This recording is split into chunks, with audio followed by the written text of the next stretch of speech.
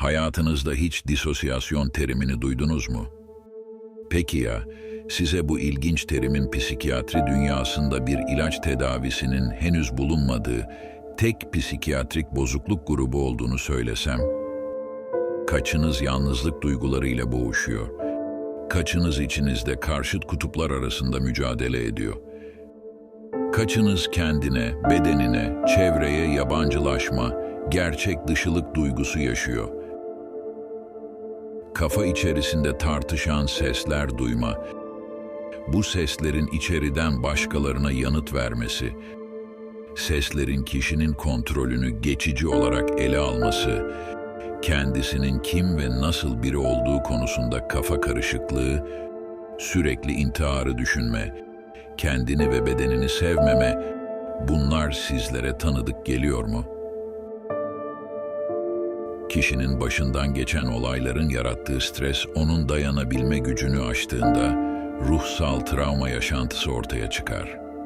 Çocuklukta olan ve uzun süre devam eden travmalar, özellikle ailelerin çocuk yetiştirmede yol açtığı olumsuzluklar, erişkinlikte de izleri görülen kronik ruhsal bozukluklara yol açabilir. Erişkinlikte yaşanan travmalar ise daha sınırlı bir etki yaratırlar. Ancak kişinin daha önceki yaşam öyküsüne bağlı olarak kronikleşen reaksiyonları da başlatabilirler.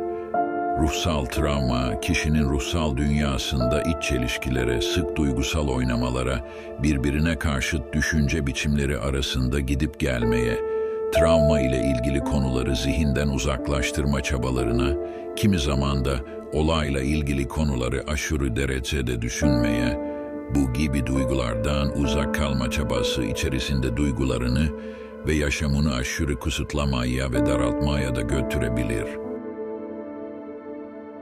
Ruhsal dünyadaki iç uyum ve harmoninin kaybına genel olarak sağlıksız disosyasyon adı verilir. Disosyasyon sözcük olarak ayrılma, bölünme, kopma, çözülme gibi anlamlar taşır. Psikolojik açıdan ise kişinin zihninde yer alan duygu, düşünce, anı ve benzeri içerikleri geçici olarak kompartımanlaştırması, bir kenara koyması anlamına gelen bir mekanizmadır. Bu mekanizma aşırı ölçüde olduğunda kişinin ruhsal bütünlüğü tehdit altına girer. Sanıldığının aksine, disosyatif bozukluklar tıpkı depresyon ve anksiyete gibi sık görülmekte. Lakin çeşitli görünümleri arasında belirti bakımından gösterdiği büyük farklılıklar nedeniyle iyi tanınmamakta ve gözden kaçabilmektedir. Özellikle çocukluk çağında yaşanan, çok sayıda ve tekrarlayan ruhsal travma oldukça sık görülen disosyatif bozukluklara yol açabildiği gibi, başka ruhsal bozukluklarda da ek olarak disosyatif özelliklerin görülmesine neden olabilir. Disosyatif bozukluğu olanlarda kronik ve ilaçlara yanıt vermeyen depresyon görülür. Kişi kendisini bir türlü tam mutlu hissetmez, kendisini sık sık üzgün ve eksik hisseder. Kimilerinde ise şizofreni olmadığı halde kafasının içerisinde tartışan kendisine ait ya da yabancı sesler olabilir. İşte tam da bu noktada sizleri 17. yüzyıl Japonya'sına götürüyorum.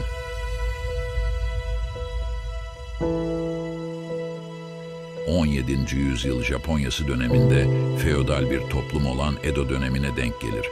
Bu dönem Japonya'nın askeri aristokrasisinin yerini savaşan daimyolar, feodal beyler ve samuray sınıfının yerini de edebiyat, sanat ve zanaat alanlarında etkili olan bir şogun yönetimi almıştır. Toplum genellikle 4 ana sınıfa ayrılmıştı. Samuraylar, savaşçı sınıf, çiftçiler, zanaatkarlar ve tüccarlar.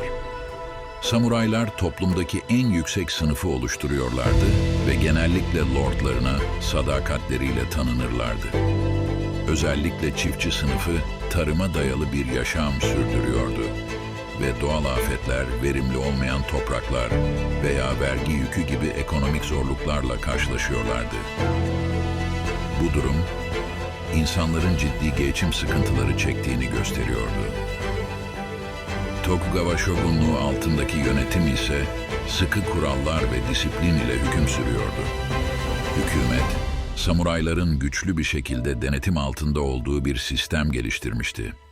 Bu, özgürlüklerin kısıtlanması ve katı kurallar altında yaşamak demekti. Tokugawa rejimi, dış dünya ile sınırlı temas ve ticareti kısıtlayan izolasyonist politikalar da izliyordu. Bu durum, insanların dış dünya ile temaslarının neredeyse olmadığını gösteriyordu. Japon toplumunda toplumsal normlar ve gelenekler oldukça önemliydi. Bireyler toplumun beklentilerine uyum sağlamak zorundaydı ve bu da çoğunluk için baskıya veya içsel çatışmalara neden oluyordu. Bu zorluklar ve koşullar altında bireylerin psikolojileri genellikle dayanıklılık, uyum ve içsel mücadele ile şekilleniyordu. Bazıları için zorluklarla başa çıkma stratejileri olarak içsel huzuru sağlamak için meditasyon, sanat veya doğa ile etkileşim gibi aktiviteler oluştururken, diğerleri ise yaşadıkları koşullara uyum sağlamak için günlük yaşamlarında belirli ritüeller ve alışkanlıklar geliştirmişti. İşte tam da bu noktada Shogun 2024 dizisindeki bu küçük detay, o günkü koşullarda yaşayan insanların hayatın getirdiği zorluklardan nasıl kaçtıklarını ve uzaklaştıklarını net bir şekilde anlatıyor. Do you know the Eightfold Fence?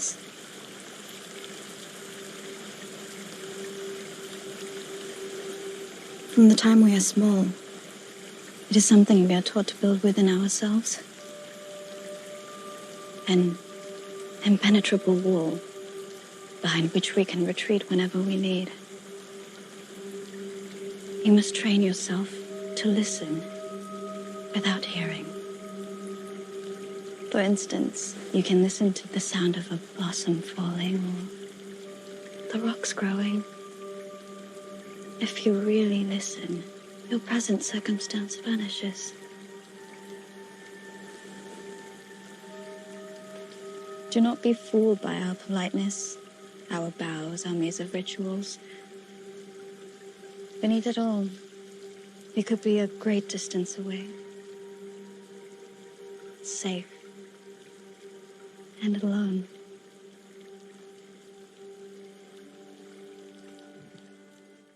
Sekiz katlı çit. İhtiyaç halinde arkasına saklanabileceğiniz aşılmaz bir duvar. Orada her şeyi istediğiniz gibi şekillendirebilirsiniz. Gerçekte olmayan bir çiçeğin düşüş sesine kulak verebilirsiniz. Belki hiç istemediğiniz koşullar altında çalışıyorsunuz, belki hiç istemediğiniz bir işi yapıyorsunuz, belki de hiç istemediğiniz bir hayatı yaşıyorsunuz. Duymadan dinlemek için, görmeden seyretmek için, hissetmeden yaşamak için her geçen gün kendinizi eğitiyorsunuz. Ve bu şekilde kendi disosyasyonunuzu yaratıyorsunuz. Disosyatif bozukluklar bir ilaç tedavisinin henüz bulunmadığı tek psikiyatrik bozukluk grubudur. Serotonerjik antidepresanlardan yararlanılabilir ancak etkisi sınırlıdır. Tek yararlı tedavi yöntemi psikoterapidir. Eğer bahsedilen semptomları yaşadığınızı ve bir disosyatif bozuklukla mücadele ettiğinizi düşünüyorsanız, çok geç olmadan konuşabileceğiniz bir uzman bulun. Tedavi edilmeyen disosyatif bozukluk krizlerin çıktığı, yaş dönemine göre değişen tipte sorunlar yaratır. Ergenlik öncesi çocuklarda okul ve eğitim aksar, yaşıtlarla çatışmalar meydana gelir. Tablo dikkat eksikliği, hiperaktivite bozukluğu ya da davranış bozukluğu gibi algılanabilir. Ergenlik döneminde zaten bu döneme özgü olan uyumsuzluklar daha da artar. Olumsuz arkadaşlık ilişkileri, madde kullanımı, okul başarısızlığı gencin geleceğini risk altına sokar. Bu yaşlarda başlayan partner ilişkileri olaylı seyreder. İntihar girişimi, şiddet gibi davranışlar olabilir. Depresyon, öfke, sabırsızlık tabloya egemen olur. 20'li yaşlarda su yüzüne çıkan disosyatif bozukluk klinik psikiyatrik belirtiler açısından daha ağır seyreder. İyileşmeyen ve ağırlaşan depresyon tabloda öne çıkar. Bu dönemde psikiyatri ile temas kaçınılmaz olur. Ancak doğru tanı konulmaz ve uygun psikoterapi ile yaklaşılmazsa tablo bir borderline, sınırda, kişilik bozukluğunu andırır, çalkantılı bir yaşam biçimi ortaya çıkar. Daha ileriki yıllarda evlilik krizleri, sonrasında kendi çocukları ile yaşanan çatışmalar, daha ileri yaşlarda ise kronik depresyon ve yaşam alanını daraltma gibi gelişmeler olabilir.